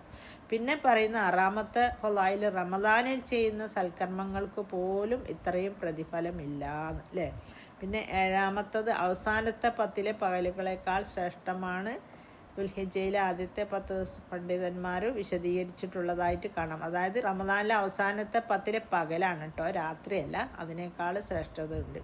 എന്നാൽ രാത്രിയുടെ വിഷയത്തിൽ റമദാനിലെ അവസാനത്തെ 10 രാത്രിയിൽ തന്നെയാണ് ഏറ്റവും ബെനിഫിറ്റ്. ആ രാവുകൾ എല്ലാം ഹയാത്താക്കാറുണ്ടായിരുന്നു. മാത്രമല്ല ആ രാവുകളിലെല്ലാം തന്നെ ശ്രേഷ്ഠമായ ലൈലത്തുൽ ഖദറിൻ്റെ പിന്നെ പുണ്യം നേടിയെടുക്കാൻ വേണ്ടിയിട്ടും പിന്നെ അന്നേരത്തെ മലക്കുകളുടെ ആയ രേഖയിൽ പേര് വരാൻ വേണ്ടിയിട്ടില്ല, ലൈലത്തുൽ ഖദർ ലഭിക്കാൻ വേണ്ടിയിട്ടും കുറേ ഉറക്കൊഴിഞ്ഞിട്ടും ഖിയാമുൽ നിസ്കരിച്ചിട്ടും ഒക്കെ ആൾക്കാർ ഒരുപാട് ബുദ്ധിമുട്ടാറുണ്ട്. എന്നാൽ അതേ ആളുകൾ തന്നെ ഈ ദിവസങ്ങളിലോ ഈ ദിവസങ്ങളിൽ യാതൊരു പ്രത്യേകതയില്ലാണ്ട് നടക്കുന്നത് കാണാം അല്ലേ. അപ്പോൾ റമദാനിലെ ലൈലത്തുൽ ഖദർ കിട്ടാൻ വേണ്ടി നമ്മൾ കഷ്ടപ്പെടുക, നോമ്പ് മുഴുവനും പിടിച്ച് നിന്നിട്ട് ഉറക്കൊഴിഞ്ഞ് നിന്നിട്ട് ഖിയാമുൽ ലൈൽ നിസ്കരിച്ച് നിന്നിട്ട് നേരം വെളുപ്പോൾ ഓതിയിരുന്നു അല്ലേ, പള്ളിയിൽ ഇങ്ങനെ ഓതി നിസ്കരിച്ചു ദിക്റെടുത്തു. പക്ഷെ അത്ര ഒന്നും ബുദ്ധിമുട്ടില്ലാത്ത ഈ പകലുകളെ കാര്യം പറയുമ്പോൾ, ദുൽഹജ്ജിൻ്റെ പകലിൻ്റെ കാര്യം പറയുമ്പോൾ ആൾക്കാരൊക്കെ ഓഫലത്തിലാണെന്ന് വേണം പറയാൻ. എന്നാൽ രാത്രിയുടെ ദിവസം പിന്നെ കാര്യത്തിൽ പറയുമ്പോൾ ലൈലത്തുൽ ഖദറിലെ രാത്രി തന്നെയാണ്. പിന്നെ ഷെയ്ഖ് ഉസൈമീൻ റഹിമഹുല്ല പറയുന്നു, ദുൽഹിജ്ജിലെ ആദ്യത്തെ 10 നിസ്കരിക്കുന്ന 2 റക്അത്ത് നിസ്കാരത്തിന് പോലും റമളാനിൽ നിസ്കരിക്കുന്നതിനേക്കാൾ പ്രതിഫലമുണ്ട്. അങ്ങനെയൊരു വിശേഷം ഉണ്ടല്ലോ. കാല ഷൈനു അബ്ദുൽ അസീസ് ഇബ്നു ബാസ് റളിയല്ലാഹു അൻഹു പറയുന്നു, അഷറ വൽ ആഖിറ മിൻഹും, അതായത് 10 അറഫയുടെയും ബലിയുടെയും ദിവസങ്ങൾ ഇതിലാണുള്ളത്. ദുനിയാവിലെ ദിവസങ്ങളിൽ ഏറ്റവും ശ്രേഷ്ഠമായത്. ഇബ്നു ഹജർ റഹിമഹുല്ലാ പറയുന്നു, 2 ശ്രേഷ്ഠതകൾ ഒരുമിക്കുന്നു. എന്നാൽ ദുൽഹിജ്ജയിലെ 10 ദിവസങ്ങൾ കടന്നു വരുന്ന വെള്ളിയാഴ്ച മറ്റേതൊരു വെള്ളിയാഴ്ചയേക്കാളും മികച്ചതാണ് അല്ലേ. അപ്പം വെള്ളിയാഴ്ചക്ക് എന്ന് പറയുന്നത് അതിൻ്റേതായൊരു ശ്രേഷ്ഠത ഉണ്ട്, ഓൾറെഡി ഉണ്ട്. പക്ഷെ അതിനെല്ലാത്തിനേക്കാളും കവച്ച് വെക്കുന്ന ഒരു ശ്രേഷ്ഠത ഈ വെള്ളിയാഴ്ചക്കുണ്ട്. പക്ഷെ അത് നമുക്കറിയില്ല. 27-ാം രാവിൻ്റെ വെള്ളിയാഴ്ച, 28-നൊക്കെ വെള്ളിയാഴ്ച ഉണ്ടെങ്കിൽ റോട്ടുമൽ വരെ ആൾ വന്ന് നിസ്കരിക്കും അല്ലേ. പക്ഷെ ഈ വെള്ളിയാഴ്ചക്ക് ഇങ്ങനെ ഒരു പ്രത്യേകം ഉണ്ടെന്ന് ഇബ്നു ഹജർ റഹിമഹുല്ല പറയുന്നുണ്ട്. പക്ഷെ ആരും അതങ്ങനെ കാര്യമായിട്ട് ഗൗനിക്കാറില്ല അല്ലേ. അപ്പം ഏറെ ഈ പ്രത്യേകതയുള്ള ദിവസങ്ങളിൽ ധാരാളമായിട്ട് സൽക്കർമ്മങ്ങൾ ചെയ്യിക്കാൻ സെൽഫുകൾ ആദ്യം ശ്രദ്ധിച്ചിരുന്നു. അവരാണെങ്കിൽ ഈ ദിവസങ്ങൾ മുഴുവൻ നോമ്പ് നോറ്റിരുന്നു. നബി സല്ലല്ലാഹു അലൈഹി വസല്ലമ ഈ ദിവസങ്ങൾ നോമ്പ് നോൽക്കണമെന്ന് പറഞ്ഞിട്ടൊന്നുമില്ല. പക്ഷെ എന്നിരുന്നാലും അവർ ആരോഗ്യം കൊണ്ട് ചെയ്യുന്ന ഏറ്റവും വലിയൊരു സൽക്കർമ്മമാണല്ലോ പിന്നെ സുന്നത്ത് നോമ്പ് എന്ന് വിചാരിച്ച് നോമ്പ് നോൽക്കാറുണ്ടായിരുന്നു.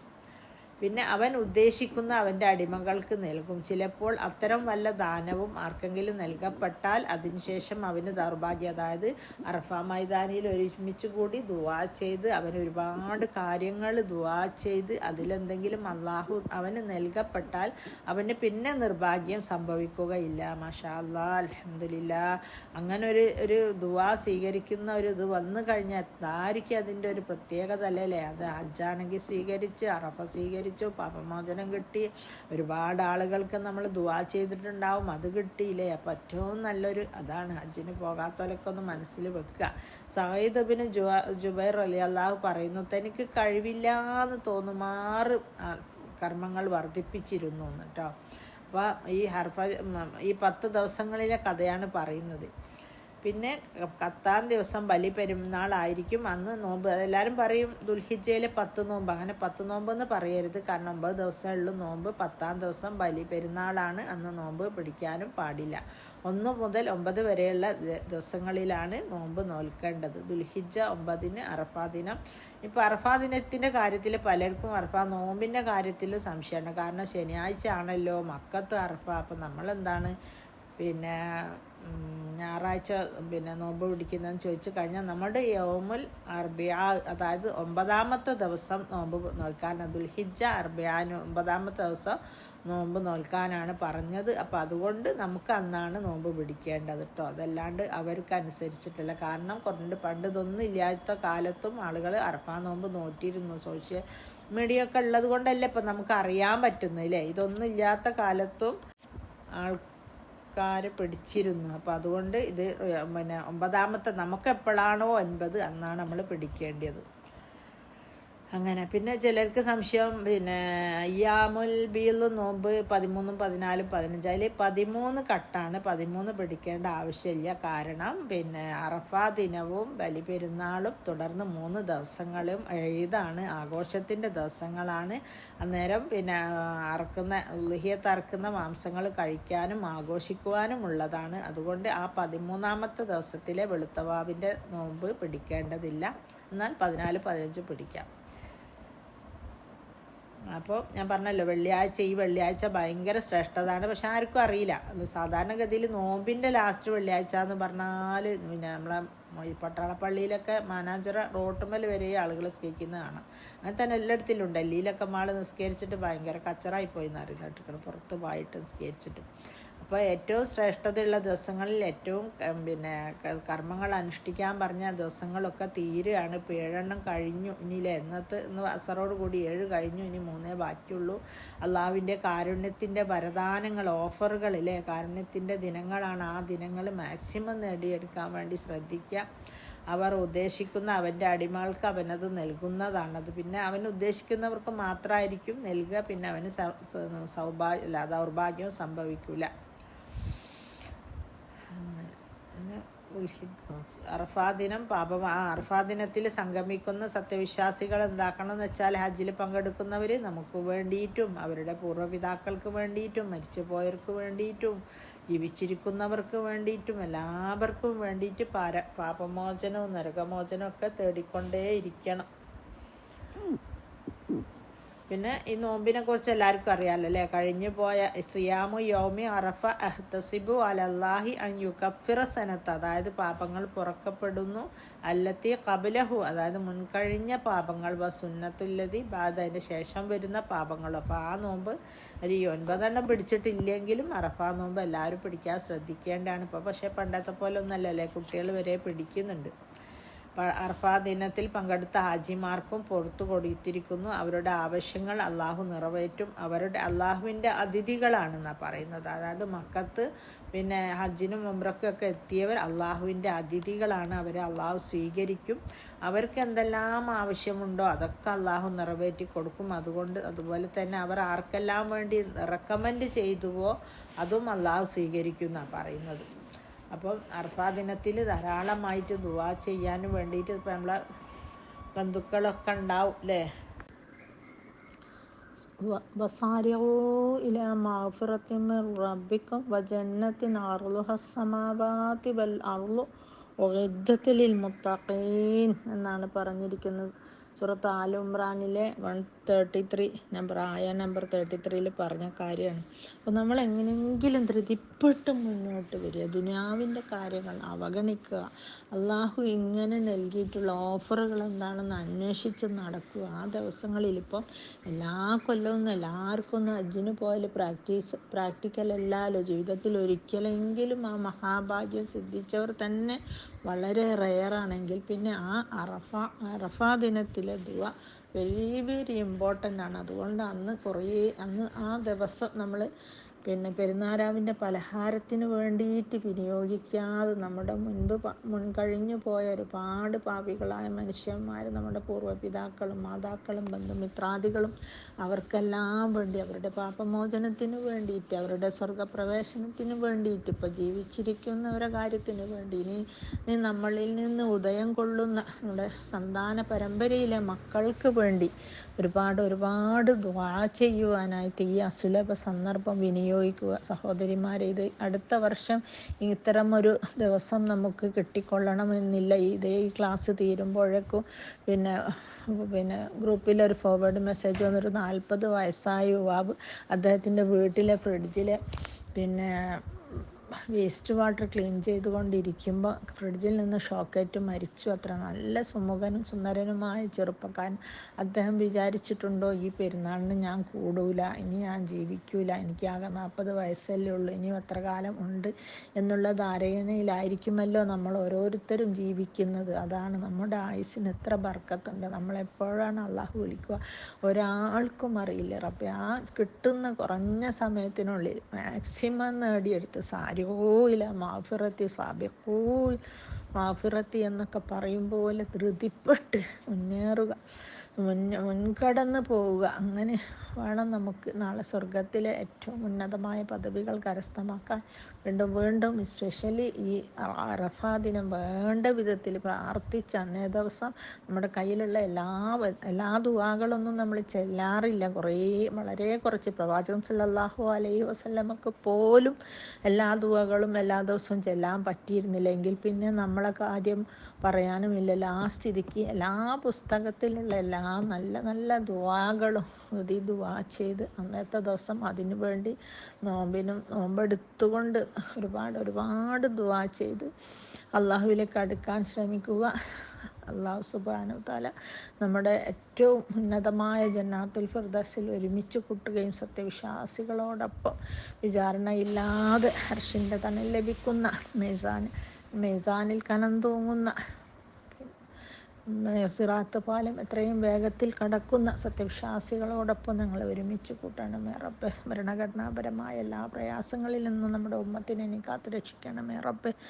മുസ്ലിം ഉമ്മത്ത് ഇന്ന് മുസ്ലിം ആയതിൻ്റെ പേരിൽ അനുഭവിക്കുന്ന എല്ലാ പീഡനങ്ങൾക്കും മേലെ നിൻ്റെ ഒരു സഹായ ഹസ്തം, നാട്ടുകാരുടെ ഒരു ഹെൽപ്പിംഗ് ഹാൻഡ്സ് അവരിൽ ഉണ്ടാകണമേ റബ്ബെ. വരാനിരിക്കുന്ന നമ്മുടെ തലമുറയിലെ മക്കൾ സ്വാലിഹായ സന്താനങ്ങളായിരിക്കണമേ റബ്ബെ. ആമീൻ ആമീൻ ബിറഹ്മതിക യാ അർഹമർ റഹീമീൻ. അല്ലാഹുമ്മ ഗ്ഫിർ ലി വലിൽമുഅ്മിനീന വൽമുഅ്മിനാത്ത് വൽമുസ്ലിമീന വൽമുസ്ലിമാത്ത് അൽഅഹ്യാഇ മിൻഹും വൽ-അംവാത്ത് ഇന്നക മുജീബു ദഅവാതി യാ ഖാദിയൽ ഹാജാത്ത്. اللهم أعز الإسلام والمسلمين وأذل الشرك والمشركين. آمين آمين آمين برحمتك يا أرحم الراحمين. صلى الله على خير خلقه وصحبه أجمعين.